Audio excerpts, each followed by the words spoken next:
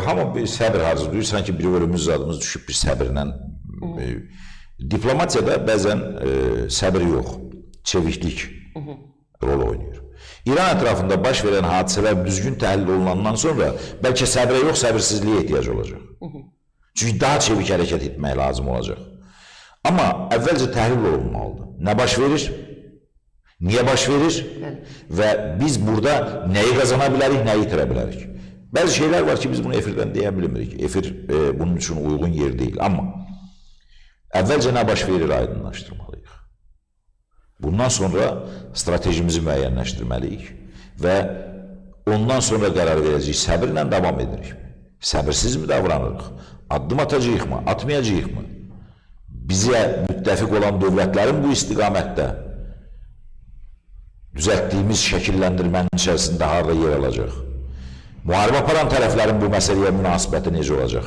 Gücümüz hansı istiqamətdədir, nə qədərini əldə edə bilərik? İmkanlarımız nəyə çatır? Bunlar hamısı götür-qoy edilməlidir. Yoxsa quru səbir elan etməklə bir də görərsiniz ki, ov qələdən keçdi. Burada hər şey, yenə deyirəm, təkcə düşünülmüş stratejiyə uyğun deyil, bəzən force-majora uyğun hərəkət tələb edir. Azərbaycanın İrana yönəlik siyasətində A, B, C variantları ortada olmalıdır. Bizim A variantımız vardır, Türkiyənin də, Azərbaycanın da. Qonşu dövlətlər bu istiqamətdə prosesə qarışmırlar, sülh arzuluyurlar, müharibənin genişlənməsini istəmirlər. A variantı iflasa uğradı. Türkiyə üçün də iflasa uğradı, Azərbaycan üçün. İndi növbə B, C, D, Y, Z variantlarının da hansı olacaq? Azərbaycanın bu variantlarını ortaya qoyması və müttəfiqləri ilə, mən demirəm onu, sizlə, bizlə, mətbuatla və yaxud da kimlənsə müzakirə etməlidir. Amma müttəfiqləri ilə mütləq müzakirə etməlidir, müttəfiqləri ilə mütləq bu planlar barədə danışmalıdır və o plana uyğun hərəkət etməlidir. Amma artıq A planı yoxdur. Artıq A planı geridədir. A planı müharibəyə cəlb etməmək, öz ərazisindən qonşu dövlət üçün istifadəyə yol verməmək, tərəfinə çevrilməmək və s. və s.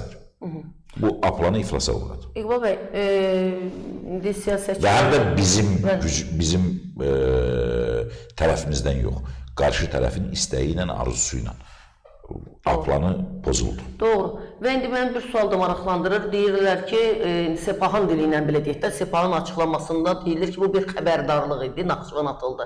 Tamaşaçı da soruşur ki, sabah Bakıya da atıla bilərmi? Bakının da vura bilərlərmi bunlar? Bu nəyin xəbərdarlığı? Nə etməliyik biz? Bizə niyə xəbərdarlıq edilsin? Planımızı dayanmadan icra etməliyik və o cümlədən də regionun təhlükəsizliyi üçün əlimizdə olan arsenalların hamısını hazır vəziyyətdə saxlamalıyıq.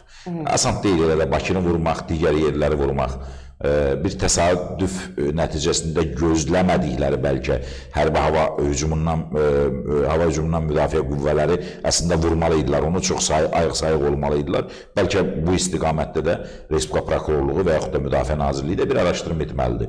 Nədən hazır olmayıblar? Xüsusilə sərhəd bölgəsi. Sabah bu Zəngilanda da ola bilər, Qubadlıda da ola bilər, sabah bu Laçın bölgəsində də ola bilər, Cəbrayıl bölgəsində də ola bilər, Füzulidə də, İmişlidə də, Beyləqanda da, Astarada da, Yardımlıda da və digər hər yerdə ola bilər. Buna görə də demək, sərhəd qoşunları da, Müdafiə Nazirliyi də hərbi hava qüvvələrini hazır vəziyyətdə saxlamalıdır. Amma Bakını vurmaq elə də rahat deyil. Müharibə zamanı Bakı səmasında S-300-lər də atılmışdı, amma heç biri açılmadı. Azərbaycanın hərbi hava hücumundan müdafiə qüvvələri onu təmin edə bilirlər. Azərbaycanın bu istiqamətdə etibarlı müdafiəsi var. Biraz ayıq-sayıq olmalıyıq, biraz ayıq-sayıq yanaşmalıyıq bu məsələyə və ayıq-sayıq yanaşarıqsa heç bir şey olmayacaq. Və yenə deyirəm, israrla altından xət çəkərək qeyd edirəm, Respublika Prokurorluğu da, Müdafiə Nazirliyi də mütləq bu faktorun özünü də araşdırmalıdır ki, nədən hərbi hava hücumundan müdafiə qüvvələri bu istiqamətdə müdafiə tədbirlərini və ayıq-sayıqlığı itiriblər? Nədən olur? Bayaq mən Araş 2-lərlə bağlı xəbəri oxuyanda onun təqdimatında təxminən belə deyilir ki, onlardan yan keçir. Ola bilərmi? Yəni ki, bəlkə də... Yan keçsə belə, hücum barədə operativ məlumat verilməli idi və operativ məlumatın nəticəsində də hazırlıqlar fərqli olmalı idi. Yəni o məktəbin yaxınlığı, mən hətta məktəb, sizə o təsadüf seçilə bilər. Xeyr, heç bir təsadüf deyil. Nə məktəbin yaxınlığı təsadüf deyil, nə aeroportun yaxınlığı, havalimanının yaxınlığı təsadüf deyil. Buna görə də təsadüfi qoyulur. Yəni məqsədli hədəfdir. Sadəcə məqsədlərinə yetə bilmirlər və bu istiqamətdə də düşünürəm ki, yenə deyirəm, daha sistemli işləmək lazımdır. Azərbaycanın, Türkiyənin bu istiqamətdə B planı artıq ortada olmalıdır. A planı iflas olmalıdır. Aydındır.